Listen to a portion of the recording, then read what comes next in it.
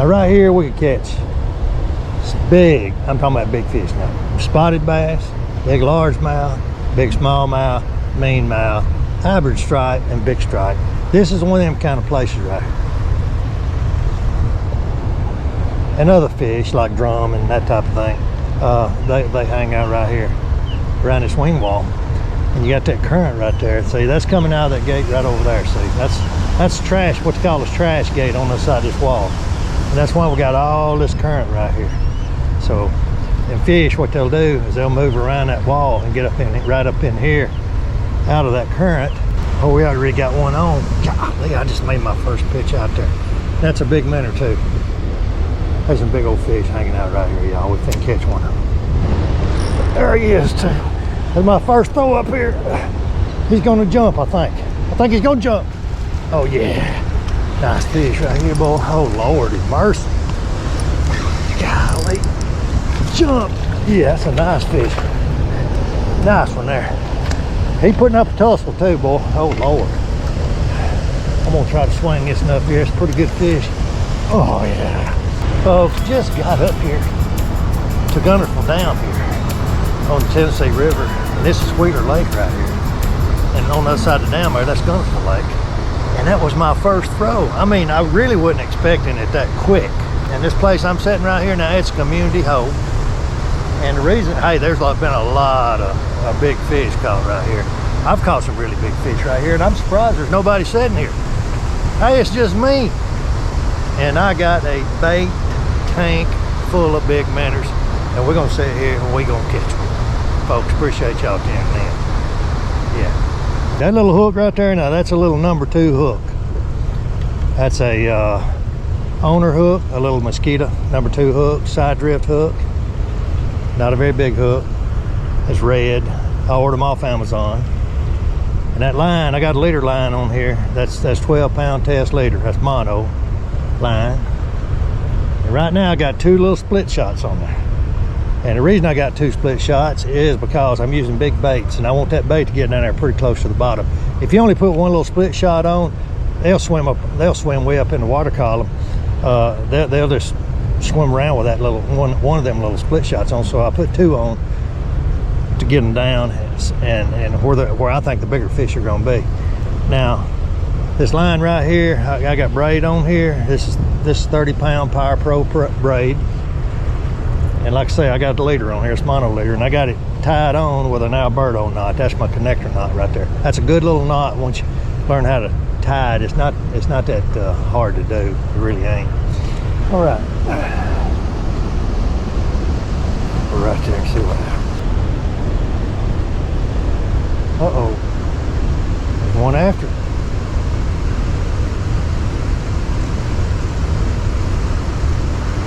I think he's got it.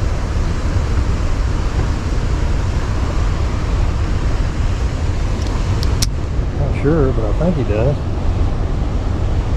Nope, he got it. Now this bait tank right here that I got my bait in, it does a really good job keeping this bait lively. And you want lively bait doing this. I mean, that's the key to live bait fishing. I'm trying to find me a gizzard. I don't know a gizzard. I didn't put no whole lot of gizzards in there, I don't think. I wasn't sure what I was going to do today. There's one. Yeah. Yeah, there's a gizzard right there. Yeah, these gizzards, so they got a little round nose on them. See right here, a little round nose. And I'm just gonna hook them right up through the nostril hole right there. All right, try this again.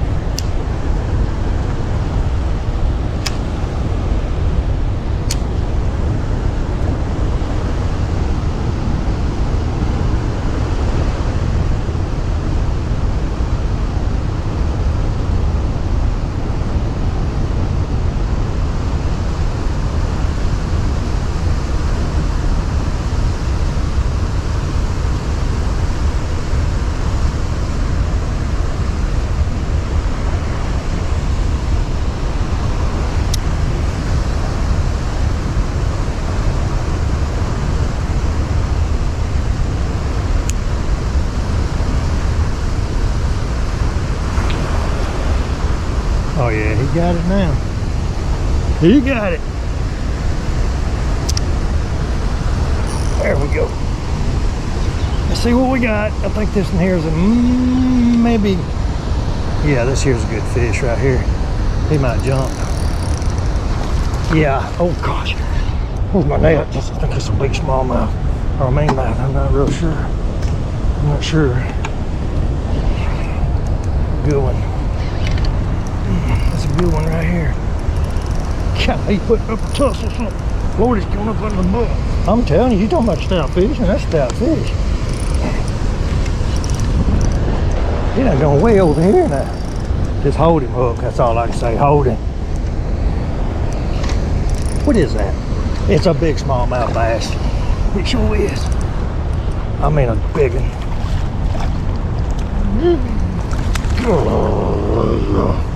Look at there. A good smallmouth bass. Bubba. That's a Bubba smallmouth. Folks, I want y'all to look right here. That fish right there is as long as from my foot up to my knee right there. See right there? Yep, sure is. That's weight this one right here. I think it's a Bubba fish. See how these fish done spawned out? See, they ain't got no belly on them. They're pretty thin. We're gonna weigh this one here. Golly, did that fish do some for it. He done some string stretching on him. He did. We're gonna weigh him and turn him loose. Let's see what this one. Yeah, right here, Bubba fish. 4 pounds, 5 ounces. Y'all see right there. Yes, sir, buddy. That's a good one. That is a good fish right there. Love it. Love catching smallmouth bass. Lord, I love it. And we got us a nice one right here. Yeah, it's old 4 pound Bubba fish. I'm gonna turn her loose right here. And she go back where she come from. Oh Lord, there she went. She gone. Yeah, she gone. Let's catch another. And my reel I'm using today is an Auber Garcia Rocket Revo. And this reel right here, one reason I like it is it's got a real smooth drag right there. And not only that, it cranks back real quick. I think it's got like 9 ball bearings in there. So it comes, you get it back to the boat, get them fish back to the boat, and get them up out of that. A lot of times on them smallmouth, when you're fishing around rock and stuff, if you don't get them up real quick and get them coming your way, they'll get down in them rocks and you won't get them back out of it. So that's one reason I like this reel. It gets them up, gets them back quick, gets them up out of there. So, and this rod I'm using is my Duckett Silverado. They don't make this particular, well, they don't call them Silverados. They got another name for them now. It's one of the cheaper ones. I bought it. I think it cost like $75, something like that. It's not, you know, some of these Duckett rods, I mean, they're made to fish these big Bass Pro tournaments and stuff. And some of them things are $500-600 a piece. This ain't one of them. This is one of them cheap ones. And y'all can tell I've used it a lot. It's got minnow scales all over. And this rod right here, it's a 6'9" and it's medium heavy. And the reason I like a heavy rod, I mean, it don't matter if it, I don't even, hey, let me tell you this too. I don't even know Mr. Duckett and them. I think I might have met Mr. Duckett one time. He don't have no idea who I am. So it's not like I'm promoting Duckett rods. There's a lot of good rods out there. And, but medium heavy is the big thing. Because you want something, when you set the hook, it got some backbone. I mean, when you set back on that fish, you want this right in here, you know, to get that hook in his mouth. And you want to be able to fight good. But one reason I like these rods is they're real lightweight and they balanced out real good. See, look here. See how they balanced out. It's real lightweight, real sensitive out on the end. So I actually feel that big minnow down there just wiggling around down in there. And when he gets nervous, when a big fish gets around with those minnows, he gets nervous. Yeah, that's when you can really feel it if you keep your finger on the line like that right there. Let's catch another fish. Yeah, let's quit talking. Go do some catching. Yo, Lord have mercy. Come here, you big old minnow. You. Oh yeah, he's on it. There he is too. I gotta get him over. He done got him behind that wall over. I gotta get him back over this way. Oh my gosh, what is this? Oh, he broke me off. He got him behind that wall right there. Golly. That just, oh Lord. That concrete wall over there cut my line too. Sure did. See there, it gone. I got to tie another leader on. Oh Lord. Okay, just broke my leader and everything off. So I'm gonna tie a leader on now. And I was telling you about that Alberto knot, and here's the way I do it right here. You just take your mono, your leader line in your left hand like that, and get your little loop. See how I did that right there? See that? And you take your braid, you run it through there, just like that. And you hold it with them 2 fingers, just like that. And then you pinch that right there, and you take them 2 fingers, and you hold that little tag in, just like that. And then you just roll it. You just roll it down that leader line, just like it right there, 4 times. Just like it. You'll see right there 4 times. That's what I do anyway. You can do it all as much as you want. And then when you go down 4 times, you come back up, and you got to get in between them little loops right there. You got to get in between them. And that way, when you cinch it down, it cinches it down on each other. See, I get back up there about like that right there. And then when you get back up there, you take your braid and you just run it back up through that right there. See how I did that? And then you just cinch it down. It's real simple. It's a little bit aggravating at first, but you know, it ain't that. Once you get used to it, it's real easy. Just cut my tag ends off. I don't like to get too close to that knot right there with that, because it may unravel itself if you get too close. I'll just leave a little bit, just like it. And that's it on the Alberto. I'm gonna roll me a leader line up to this. I'm gonna roll that Alberto knot up to right here on this rod. That's how long that leader line's gonna be. See right here? There it is right there. You don't want to get it up in there. It'll cause you problems casting it. That knot will. So now we got that. Now I'm gonna show you the Palomar knot, the way I tie it. People do it different ways, I guess. I don't know. It's the only way I know to do it. So I just run it through the loop, eye of the hook, just like that. Then I come back through it just like that. Yeah, just like that. Okay, so it's double up in the eye of the hook, so you got twice the strength of that line inside the loop of the eye of the hook there, and then you just loop it around like that. Hold it. You take that little dubin flicker right there, and then you just put it back up under there like that. So see how I did that? And then take that loop right there and put it back over your hook. Pull her down, make sure that knot is up in the upper loop eye of the hook right there, and not in that little sharp place right there where the hook, where it all comes together. Cut your line. Yeah. And then just get us some sinkers. Put a couple sinkers on in. I'm gonna put these sinkers about 18 inches right above that hook right there. Like that right there. See right there? Mash them down. Snug them down. Don't mash them real hard on there. You stand a chance of that getting in, cutting your line if you mash it really, really hard. So anyway, that's okay. Like I say, I'm gonna put 2 on there, and that'll guarantee that big minnow will get down. Okay, now we're set up. We're ready to go catch another fish. Hopefully that won't happen again. We'll get a big minnow this time. Big minnow. Oh shit! Here's it now. Right here. Whoa! Where'd he go? Where'd he go? Okay, here he is. Now, come here, you big old floppy little. It's the floppiest thing. Now, folks, right there, that's a pretty good size. Here's a Chad right there. I'm gonna say that's getting on up there to the large size. Now, let's see what happens. Let's throw it back out there.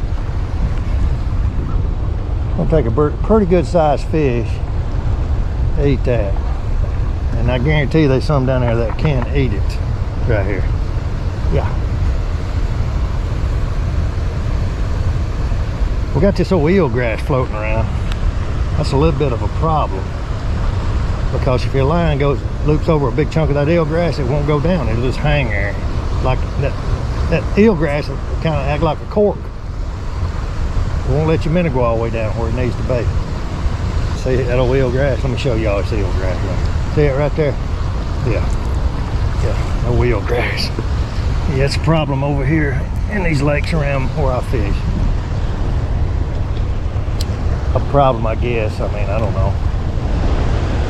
It's kind of aggravating the fishing around it. And the reason they call it eelgrass, it makes you ill when you try to fish around it. Yeah, it does. Feeding it line, they're letting her go down. Someone grab it sooner or later.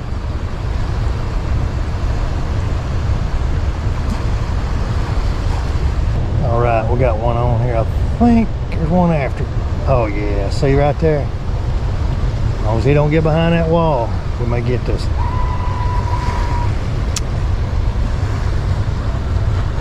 There he is. Oh Lord, he's out there in that swift water. I don't know what this. Oh my gosh. Yeah, he's in that swift water now, boy. What is it? I think he's gonna come up. This is a big fish right here. Got out there in that current right there, boy, and they showing us when to pull it. I wish he'd jump or do something. I hope it ain't no one of them whatchamacallits. Golly, what a fish. Boy, he's pulling good. He's pulling good. We'll see him in a minute. He had it straight too. He had it straight to that current out there.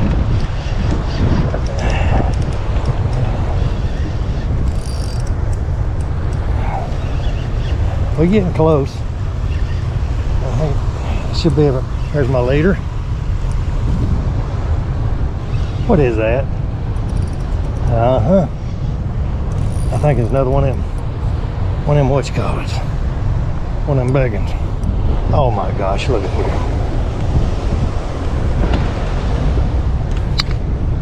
I don't mind catching these, but I ain't really wanting to. That's another big one. Get in here, you big old hound dog, you. Look at there. Look at that eyeball right there. Look at him looking at you. Yep. Oh Lord.